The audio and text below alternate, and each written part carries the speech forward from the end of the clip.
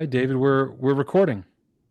Wonderful. Glad to I don't be have here. to do any intro because we just did the intro, but I could say welcome to our millions of fans out there in globally that attend. Hello, everyone. Um, all right, David Norman, a neighbor of mine here in Charlotte, North Carolina, also a good hospitality hotel friend. We've known each other for about 5 years. Um, and we're doing this week, my brother and I, Matt, we're going to be doing a live event podcast Thursday at 3, which we do every week. But this week is special because Hilton is having their national conference in Las Vegas, where you are right now, right? Correct. It's very exciting time to be here. I think they're expecting 12 to 13,000 people from Hilton to be on hand. It's going to be just a great collaboration and celebration. It's the first time a lot of these people, the hotel leaders, have been together. A lot of times it's the first time they've been together. Just been so much, uh, change of leadership and opportunities that have come about since COVID. So this is just I think we're just one massive celebration to bring several brands together, sales leadership, operations leadership, and then a lot of representatives of, I believe the entire brand performance support team is here. I mean, like a lot of corporate representatives are here as well. So what better place to do it than Vegas to have just a big party? So, it's wonderful. They, Got in the day early so I can get some rest in and ready to rock and roll. so this is for the brands that they call focus service or all suites. And so what brands are represented there? Like general managers and directors of sales at the property level, and then all the brand people and management company executives of what Correct. brands? So you're looking at for the suite side of things, Embassy Suites, Home2, Homewood, and then on the focus service, you've got True, Hampton, Hilton Garden Inn. And then, if there are any Spark representatives out there at this point, they're going to come. And then There will be soon. There will be soon. exactly. And then Wink, wink. Project H3 is going to be kind of ultimately in that same realm once they get their foot started. So, Yeah. but basically, uh, representative and the operations side, hopefully a GM. If they can't make it, then I think an operations manager or somebody on the manager side of the operations team, and then the sales leader. And if the DOS isn't there, or if there is not a DOS and the sales manager, somebody there, and then you'll see a lot of corporate management side come in as well, just because if they're not able to make it themselves, a lot of times they'll bring in a corporate representative on their behalf to do that. But then all the global brand heads are here for the respective brands that I just mentioned, and yeah, it's a great scene. And this is my 20th year anniversary of my first Hilton conference. I was a general manager at a Hampton Inn in Dulles, working for BF Saul. And I always mention BF Saul because they just gave me so many opportunities in my life and career, and they're a great company. So they gave me my first opportunity to be a GM, and I had no idea what a brand general manager or brand conference was like, and they had it in Memphis that year, which back then that was Hilton's home headquarters, right? Before they moved to the DC. I know they still have a presence there, but we got to visit the headquarters. We stayed at the one of the, I think it was still in operation, but we actually saw they gave us a tour of the first Hampton Inn that ever opened in Memphis. And unfortunately, I think it's no longer a Hampton Inn, but it was the first one, and it gave so much pride because I was there with people that I had only known by name, like with Hilton particularly, and then we got there together, and I'm there with like whatever 150 other general managers and directors of sales, not 12,000 like you have in Vegas right now, but it was a smaller one, and it was so cool seeing the name tags of people that I had been getting emails from like Hilton corporate and getting through all my training, and then I get to see that person in person. And so now you're in Vegas with 12,000 of those people. You've been with Hilton for a while, so or affiliated at least with Hilton. Uh, do you see old friends that you haven't seen in a while, especially after COVID and all that? Absolutely. I've been in hospitality really since '07, and started representing Hilton properties and affiliated with them since 15. But it's such a small world, and it's so amazing when you just, it's, I guess a lot of times you mentioned like the Kevin Bacon, how many degrees of separation there, but I swear it's just a couple of degrees of celebration from like, or separation from anybody within the hospitality world. It is crazy. Like we'll just, you and I will just talk for 5 minutes and connect the dots, and the hundreds of people that we probably know just between the two of us that can connect through so many years. But it is great to see, because I've already, once I landed, post something, and then all of a sudden, people from my past, from my 2007, 8 years in Nashville, and then Charlotte, and the corporate office, and basically you've got different worlds kind of colliding all at one event.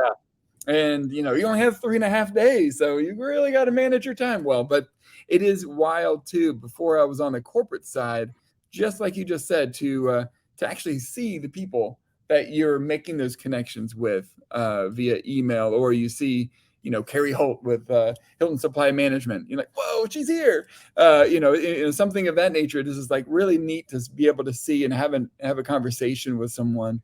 And I swear everybody leaves with just this excitement and hunger, and just you see the excitement in other people's eyes too, and it just kind of builds throughout the week. And then you have just a big party. Katy Perry's coming on Thursday, and we're just going to have just a big party on Thursday, and everybody's going to come back to their respective hotels or places of employment, and just start killing it again on Friday. So it's just of course you get the day off on Labor Day, and then back to it. But it's just great to see the collaboration of so many different levels of friendship, and of, I guess, comradeship throughout the years, all kind of come together.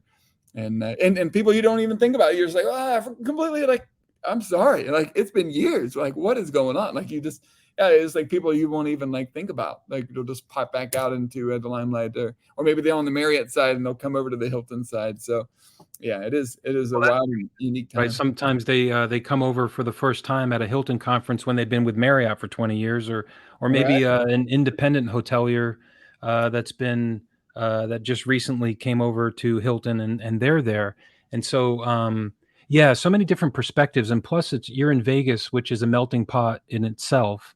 And Sure. so I'm going to be talking later to a friend, Evelyn, who I told you that we have this podcast going on, and she was with episode 2, and she's a Home2 Suites general manager, and just a powerhouse of passion. And she got so many people. She actually counts, David, you will love this. She counts the people that she promotes, and has counted for 10, 12 years since she's been a leader.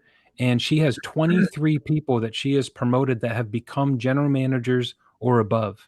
Oh, that And is incredible. yeah, man. And so, and she has 60 as a number that she wants to get to. So I had never heard of that before. I think that we all kind of, LinkedIn helps us stay connected. But For then sure. you got these conferences that happen once. I wish they would happen every quarter, but they happen at the very least once a year. So Evelyn is there, and I would love to introduce you to her. I'll send you. She'll find you. Believe me. I'll just Yeah. and you will find her, because Look for the she's tall, lanky guy walking around with the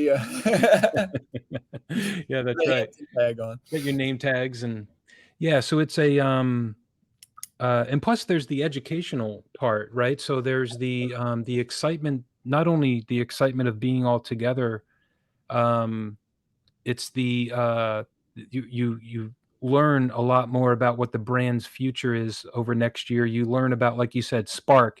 You learn that Spark by Hilton is in development and growing, and these are the plans. And so you feel like connected the same way that a guest feels connected when they're like an H honors member or something like that, right? So it's um it's a really spectacular thing, and I'm COVID was uh, particularly hard culturally for us in the industry because that was missing. Like it was, we can all say that we did, that we stayed connected, and we did, right? But the even the anticipation of coming together at least once a year as a brand or uh, what we do as hotel managers, doesn't matter what brand it is, but just the anticipation of it went away because they said, yeah, we're not having conferences this year because we can't, right? And that's just depressing, right? And so when the brands like Hilton and Marriott in particular came out with their announcement by saying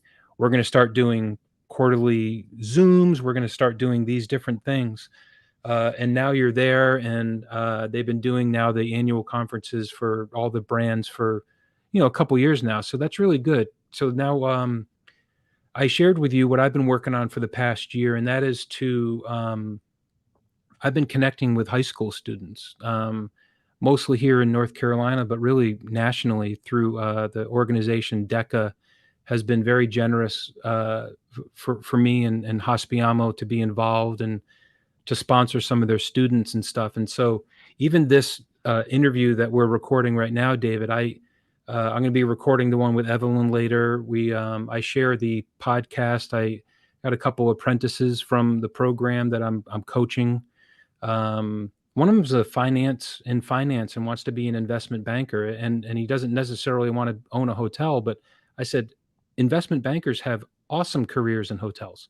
It's real estate and it's operations. It's business, and so we're talking about all that. So the concept of learning and education, we together and our entire industry, I think over the next 5 or 7 years, have such a great opportunity to share the awesomeness of being, just call it a hotel manager or even a front desk agent or a chief engineer at a hotel.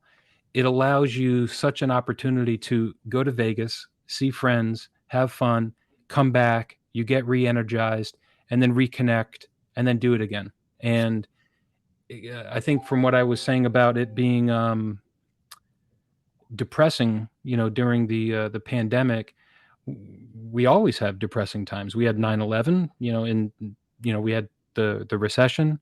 2008. Sometimes things happen that you have no idea about that become a little bit depressing, and I shouldn't be using depressing, but just uh, uh, overcoming adversity, I guess, probably in our industry. What you're doing, you're in Vegas, you're seeing friends, you're learning. That helps. Well, let me ask you, does this help you get over some of the adversity that you may not even see coming, on those tough days that we have? I think what it is yes, to a number of degrees. I think first and foremost, I mean, you did mention the educational component, which I guess I kind of dodged as we were talking, but there is a very healthy educational component talking about the new strategies, kind of what we're looking at, as far as, new implementations as we're getting back to a more regular housekeeping schedule, and, how we're updating, the some of the models, just to not to use too many hotel jargon words, but looking at gin and salt as far as guest satisfaction, and being able to really be able to dive into that to ensure we understand exactly what is making the hotel tick and what is the guest looking for and what makes that exceptional stay, and turning those sevens and eights into nines and tens on the salt score, which is really, I mean, all we're geared for. So I think being able to kind of get a better idea of where we are, where we're going, so that you have that education piece of it. And then also when you're collaborating with all these people, you've got a support team, and some hotels are doing it better than others. So find out who, there's always somebody doing something better, and there's always somebody with some knowledge, and you you yourself have great capabilities and capacities that you're not necessarily aware of. And sometimes it takes somebody asking you, hey, how did you just get to where you are? You're like, well, I didn't even take a minute to stop and look at where I am. And, I think it's something like that to say, hey, you're top 5%, with guest satisfaction at this moment. Like, whoa, what are you doing at your property to get your numbers to that point? And then that's when you can kind of help and educate other people. And then, well, our salt is good, but we need some help with QA preparation. I think this is an opportunity really to make those connections and those contacts that you can lean on in times like this. And then I think also to really identify Hilton is an absolutely incredible company. Incredible. I mean, as far as so many opportunities, but then also so much value as far as like the tools and the resources go. And I think another the threefold piece of my response is to really get to understand what Hilton has to offer. So, getting to understand, hotel leader support, finding out, oh, if I'm spending more than 5-10 minutes trying to find a resource or an item or a tool, I can just call these guys and they're going to direct me exactly where I need to go so I can get back to, taking care of my team, taking care of my guests. So I think that that's exciting and important to make sure that you not just are, hey, I'm at a Hilton property, but understand what Hilton actually means and what it can do for you to ensure that you have success and at least set up for success as well as possible. Point, because the going to not only those conferences but all the required training that is necessary to become a manager and a supervisor. And so I bounced around a lot in my career. I was with Marriott and then Hilton and then IHG and then Choice and Wyndham and Hyatt and even Starwood, and then I went back to Marriott. And I didn't know that I was doing it, but I was learning systems, right? I was learning different systems, and um, even with Hilton, do they still have 1-800-HELP? Is that still It is around? that's When they came out with that, I was a first time. I don't think I was a manager, GM yet, but they came out with that, and I was learning uh, the new.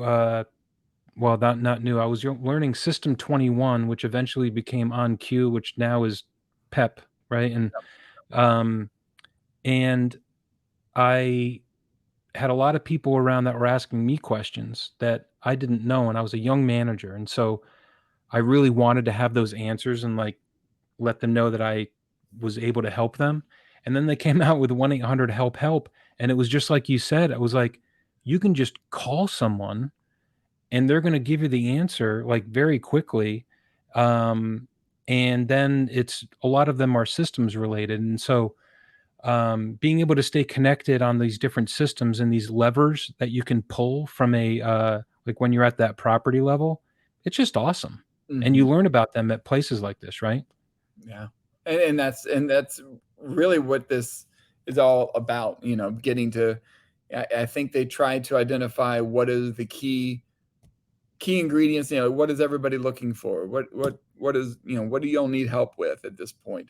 They've got a couple, I've got my handy dandy little folder here that's going to kind of walk me through all my courses that I'm going to be taking throughout the week. So I think it's exciting to, there's brand huddles that are specifically focused on each respective brand that's here, telling, individuals about exactly what's going on in your specific brand.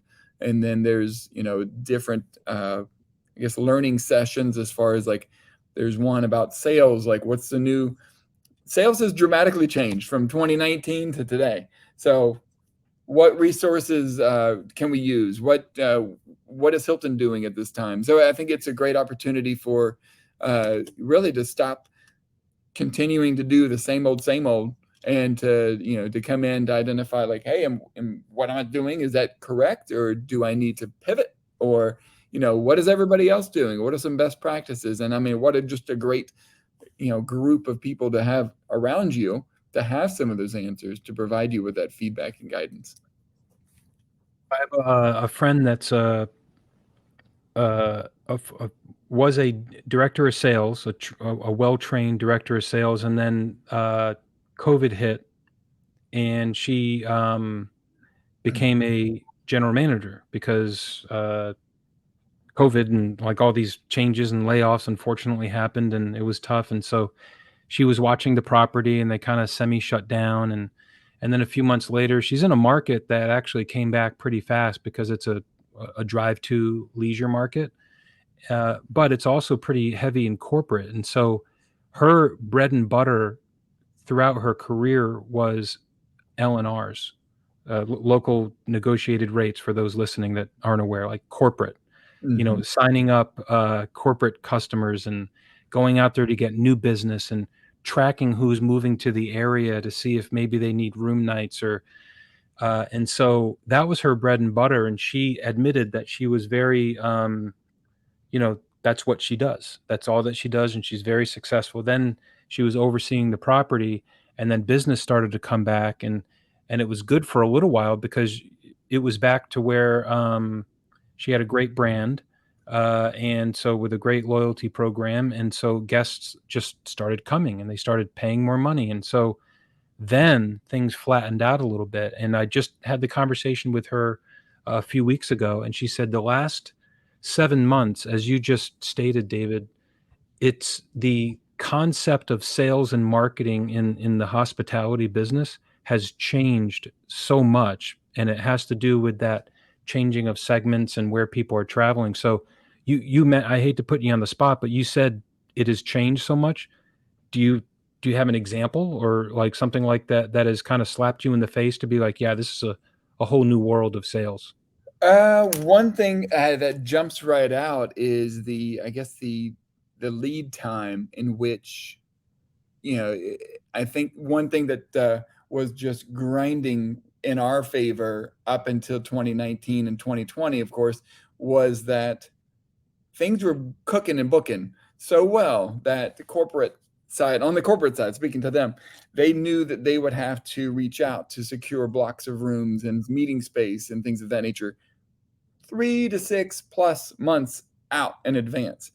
And now seeing things how they are, especially like right before I left the, on property side of things, it was such a short turnaround that you could literally look in the next 2 to 3 week window and you'd see, 70% of your rooms on the, like are wide open, available. You're just like, what is going on? I need more pickup. And the short turnaround, it went from 45 to 60 days out to literally 2 to 4 weeks, and you would get those calls. So it changed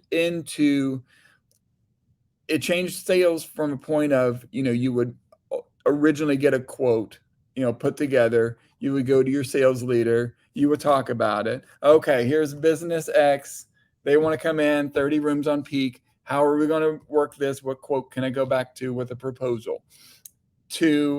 By the time I left, it was basically on that initial phone call, you have already done enough work to know what rate, what parameters you need to be within. You need a quote and book and already go ahead and be ready with a contract, to be in their hand by the end of that. I mean, like that afternoon, it needed to be done Big change.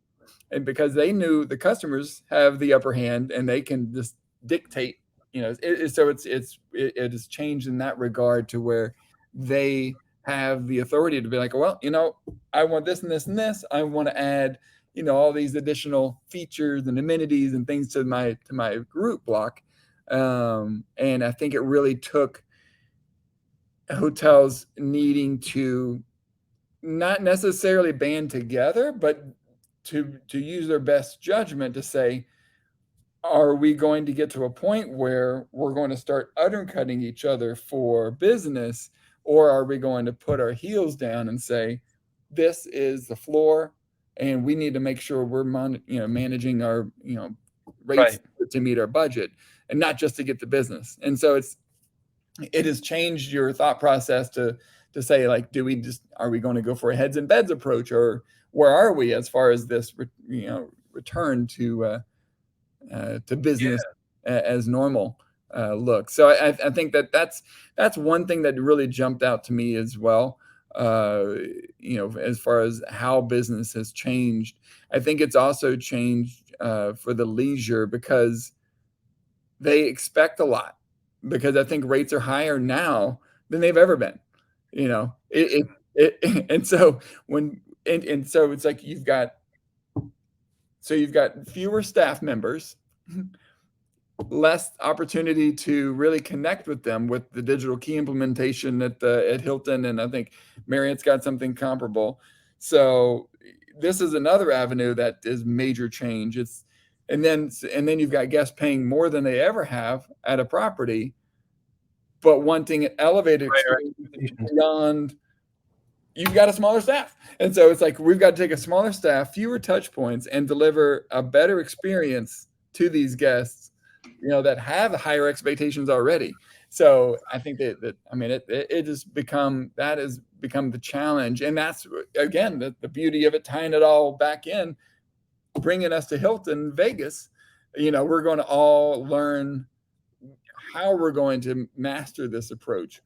They have spent countless hours and dollars researching like how we can, evolve to use less staff, because it's going to be a constant hurdle and challenge to make the day and the stay of our guests. So I think that's what we're learning now. And then there's different sales breakouts to help understand how to quickly identify and secure groups and meetings and things of that nature from the sales perspective. So how to, right. Yeah. I mean, like how to get going, because that's the nature of the beast. Right. It kind of identified some of the unnecessary slowness of our industry sometimes. I mean, it was like, keep doing what you're doing, you're going to keep getting what you're getting kind of an attitude. And like that whole sales process of writing up a BEO for something that just wants free breakfast or something. And yeah, it's yeah, I like how you tied it back to the conference there in Vegas, because you can empathize with each other. You could talk about best practices. You could see someone that is receiving an award to be in the top 5% and reach out to that person and be like, dude, I need some help. Can you give me some advice? How'd you get to the top 5%? So yeah, that's really great. You said that you entered the hotels about 2008, 7? I don't think I know this. How did you get into hotels? Funny story. So I think, like a lot of people, and possibly listening to this phone call or the interview, you don't necessarily think hospitality is your path. You don't even really know of hospitality. Like, I didn't even think that there were on-property salespeople. Like, what are you selling? Like, what? So, like, when I was bright-eyed and bushy-tailed out of grad school, my main direction was to go into a marketing and advertising firm. And you try to line, I mean, like, even all your parents and all the people that you lean on give you the guidance to try to have something kind of lined up as you graduate, like maybe do like an apprenticeship or something of that nature, and then have something lined up so you're not sweating right when you graduate, and you're looking for an opportunity. So at least have an idea of what you want to do, maybe connect with a couple employers that you're interested in, and then maybe see if there's an opportunity for the internship or an apprenticeship. And then so I did that, and long story short, I was a barista still at Starbucks with 2 bachelors and a master's and no job. And I just came across, wasn't quite stressed yet, but I came across a Fortune magazine I was just reading, and I read about Marriott being one of the best companies to work for. And I thought, hey, I'm just going to, just in the meantime, I'm going to just get a job with them. It seems like the right place. And this is just to age myself. I was looking in the newspapers for a for a job, and found one. Marriott was, they had it in the classified section, and interviewed, and I got the job selling corporate extended stay with Marriott ExecuStay, and that initially got absorbed by Oakwood. But yeah, that was tough gig. So I started that in March of 07. And then from there, moved to Nashville and started with the Courtyard Residence Inn in Brentwood, and then on the corporate managed side, and then in 2008 joined the forces at Chartwell Hospitality and opened a Courtyard Residence Inn in Franklin.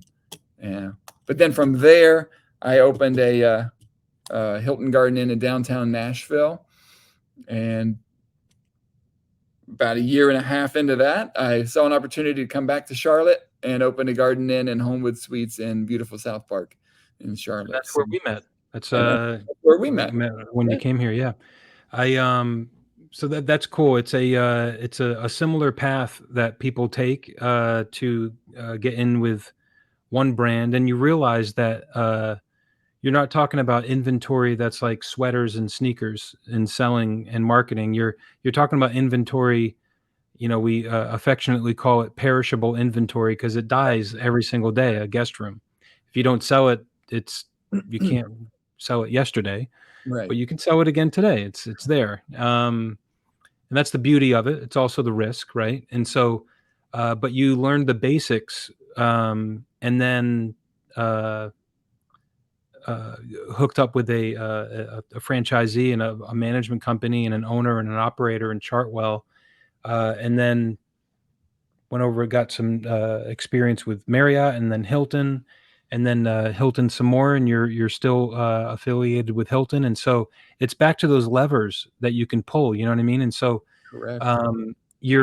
You're personifying, and we'll finish up here, David. I know you want to get down and maybe play some bets at the roulette table, but you're a personification of, I'd say 95% of the people in the industry that have found it and fall in love with it and keep coming back because of the relationships, because of the trust, and because of the things that you've learned. And I think it's a fascinating story to tell and to hear. People in the business might be like, "Oh, he started with Marriott, went with Hilton, went with Chartwell. Yeah, I did the same thing." But for people that are outside the industry or young, maybe that haven't worked a lot in high school and such, that's new to them. And so, just like it was new to you to go from Starbucks to be like, "Yeah, I'll try out Marriott," and realize that, oh, you are selling experiences. You're selling Absolutely. rooms, guest rooms. These people are staying up there for 24 hours there or more. They're not just coming in to get a grande latte, right, and then leaving. These are experiences and a deep level of responsibility for what we do by literally taking care of people when they're away from their home, right? And it's a beautiful thing. And so now Vegas and Hilton and all these brands are taking care of you when you're away from your home. So I will give you a shout out and some appreciation for being my partner and neighbor here in Charlotte. It's a beautiful place for hospitality. But anything that you learn out there in Vegas, please share it with the world, and we will do this again. And maybe I would love to schedule something, one of our live episodes, where you tell us about your experiences recently with Hilton and the things that you have going on in your career. Wonderful. Well, I really appreciate the opportunity, and yeah, definitely we'll keep you posted on hopefully all my winnings. That's right. Bring it on back. We'll go buy a hotel together and start our new brand and have like an annual conference. So absolutely. All right, man. I'm going to stop recording here, but thank you very much, and thanks for everybody for watching and listening.